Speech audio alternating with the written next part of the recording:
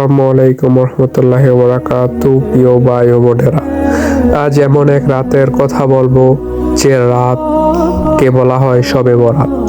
এই রাতে ক্ষমা হয়, এই রাতে রহমত হয়, এই রাতই হচ্ছে ভাগ্য নির্ধারণের রাত।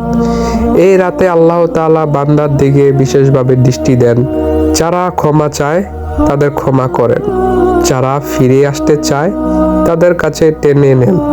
রাসূল সাল্লাল্লাহু আলাইহি ওয়াসাল্লাম ইরশাদ করেছেন, এই রাতে আল্লাহ তাআলা সূর্য অস্তর পর আসমানের নিকটতম স্তরে অবতরণ করেন এবং বলেন, কে আছো আমার কাছে ক্ষমা চাইবা, আমি তাকে ক্ষমা করে দেব।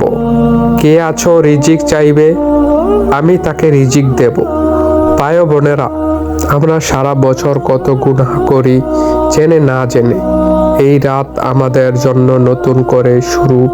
আজকে রাতে আসুন খাঁটি করে তওবা করি, মা বাবার জন্য দোয়া করি, মৃত আত্মাদের জন্য মাগফিরাত চাই, নিজের ভবিষ্যৎ ও রিজিক হেদায়েতের জন্য কান্নাকাটি করি। হয়তো আমরা জানি না এই শবে বরাত হতে পারে আমাদের জীবনের শেষ শবে বরাত, তাই আমাদের এই রাত নষ্ট করা যাবে না। এই রাতকে মূল্য দিতে শিখো। মোবাইল কম, সিজদা বেশি দাও, চোখের পানি বেশি, দুনিয়া কথা কম বলো। আল্লাহ আমাদের সবাইকে ক্ষমা করুক এবং এই রাতে আমাদেরকে সকলকে আল্লাহ তাআলার নিকট ক্ষমা চাওয়ার তৌফিক দান করুক এবং আল্লাহ তাআলা আমাদের সকলকে ক্ষমা করুক, আমিন।